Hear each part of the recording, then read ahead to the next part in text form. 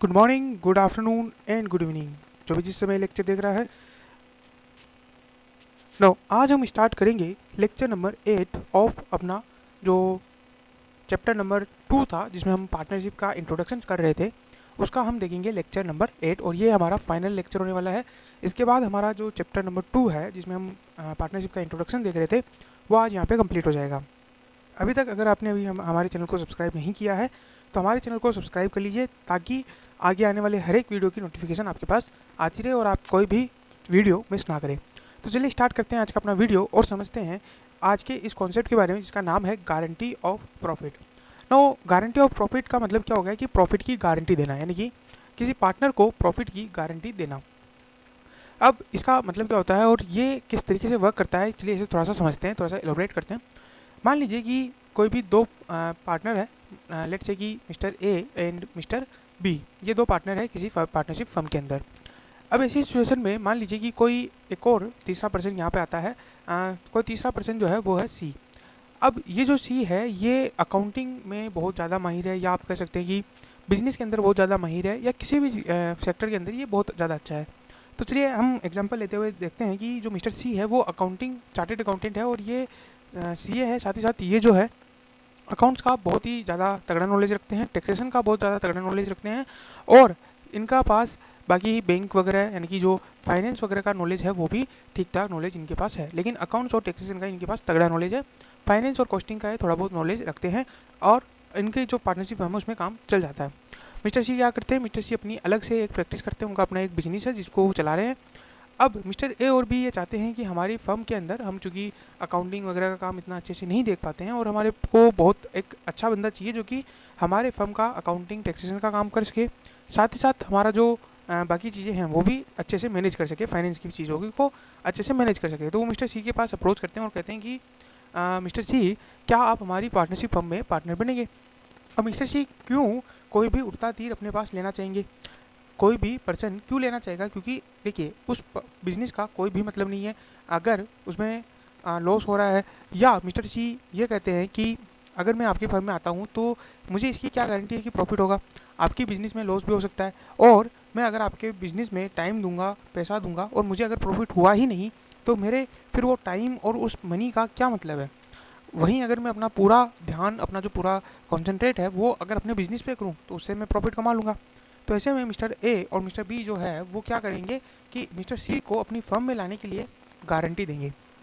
हो सकता है कि केवल मिस्टर ए दे, हो सकता है कि दोनों मिलकर के एज ए फर्म गारंटी दे कि आप आइए हमारे पास, और हम आपको गारंटी देते हैं कि अगर फर्म का प्रॉफिट इतना नहीं हुआ या फर्म को लॉस भी होता है तो भी हमारी गारंटी है कि हम आपको इतना तो मिनिमम प्रॉफिट देंगे ही देंगे। तो ये तो बात हो गई कि प्रॉफिट किस तरीके से गारंटी दी जाती है। अब समझते हैं कि इसको थोड़ा सा देख लेते हैं कि अगर कोई भी न्यू पार्टनर एडमिट किया जाता है तो उसको मिनिमम गारंटी प्रॉफिट दिया जाता है अगर, तो उसे बोला जाता है गारंटीड ऑफ प्रॉफिट।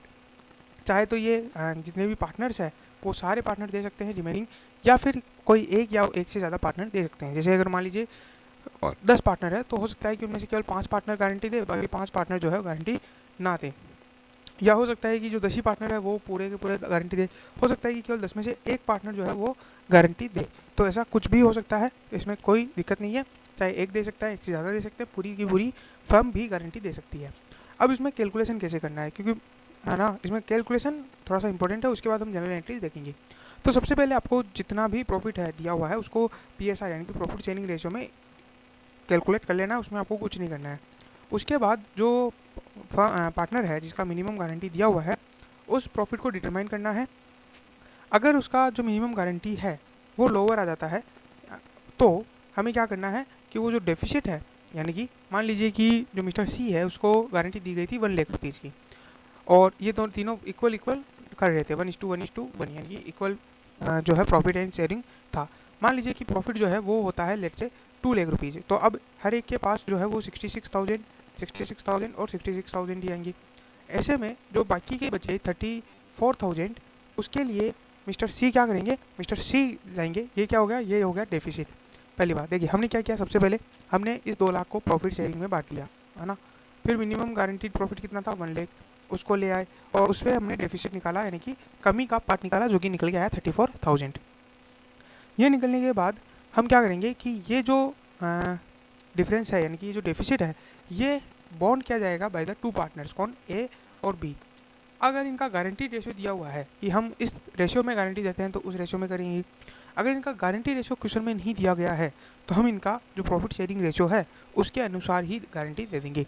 इनका प्रॉफिट शेयरिंग रेशियो क्या था, इक्वल था 1:1, तो हम यहाँ भी 70,000 ले लेंगे, यहाँ भी 17,000 ले लेंगे। पॉइंटों में नहीं जाना है, हम यहाँ पे फिगर इस तरीके से कैलकुलेट कर रहे हैं। तो अब ये 17,000 ये क्या होगा, इनकी यहाँ से रिड्यूस हो जाएगा और यहाँ पर भी रिड्यूस हो जाएगा, ठीक है। तो इस तरीके से ये कैलकुलेशन किया जाता है। ओके, अब लेट से थोड़ा सा जनरल एंट्रीज देखते हैं कि जनरल एंट्रीज हमें कैसे करनी है। तो सबसे पहले हमने जब प्रॉफिट एंड लॉस बांटा तो उसके लिए जो हमें एंट्री थी वो हम पहले ही सीख चुके थे कि profit and loss adjustment account debit to partners capital account, ये हमने पहले ही देख लिया था, इसमें कोई दिक्कत है नहीं। अगर लॉस है तो ये एंट्री जो है वो रिवर्स हो जाएगी, यहाँ तक भी कोई दिक्कत नहीं है ना। अब अगर कोई डेफिशिएंसी आती है यानी कि कोई कमी आती है तो क्या एंट्री होगी, तो एंट्री की जाएगी guaranteeing partner capital account debit. किसका गारंटिंग यानी कि जिन्होंने गारंटी दी है, तो ए एंड बी, हमारे एग्जांपल में A and B, to guaranteed partners capital account, ये कौन है, ये है मिस्टर सी। तो आपको पता रहेगा कि गारंटिंग पार्टनर कौन है और गारंटीड पार्टनर कौन है। यहाँ मैं आपको बता दूँ कि मिस्टर सी को अगर हायर प्रॉफिट होता है, लेट्स से कि मान लीजिए उनका प्रॉफिट होता 6 लाख रुपए, तो ये इक्वली डिवाइड होता, जो कि 2 लाख और 2 लाख तीनों में डिवाइड होता, तो ये हायर है गारंटीड प्रॉफिट से, तो इन्हें पूरा 2 लाख ही मिलता। ऐसा नहीं है कि वो 1 लाख ही लेकर के जाएंगे और बाकी 1 लाख ये दोनों डिस्ट्रीब्यूट कर लेंगे, ऐसा नहीं होता है, उनको पूरा का पूरा 2 लाख मिलेगा, ठीक है ना। अब चलते हैं थोड़ा सा नेक्स्ट जो हमारा इलस्ट्रेशन है वो, और ये चैप्टर हमारे यहीं पे ख़त्म हो जाता है। तो यहाँ पे अब है जो हमारा इलस्ट्रेशन है वो ये है कि ABC तीनों पार्टनर है पार्टनरशिप फर्म में, उनका जो प्रॉफिट शेयरिंग रेशियो है वो है 6:1। मिस्टर सी जो है वो गारंटीड दिया जाता है minimum profit of 2 lakh. The firm incurred A loss of 22 lakh for the year ended this. General entries आप पास करिए और कैलकुलेशन करिए। तो कैलकुलेशन अगर हम करें सबसे पहले तो 22 लाख को डिवाइड किया जाएगा mister A, mister B and C में, जो कि निकल के आएगा 12 लाख और 8 लाख एंड 2 लाख। ये क्या है, ये इनका लॉस है, ये इनका लॉस है, ठीक है। अब मिस्टर सी को 2 लाख रुपए और देने हैं, तो यहाँ पे मैंने लॉस क्यों लिया है मैं आप समझिए, क्योंकि एग्जाम्पल में मैंने प्रॉफिट ले लिया था, तो अब इलस्ट्रेशन में मैंने लॉस लेकर के आपको बताया। तो ये 2 लाख तो लॉस है, प्लस इनको 2 लाख और देने हैं, तो ये टोटल जो हो जाएंगे वो हो जाएंगे 4 लाख।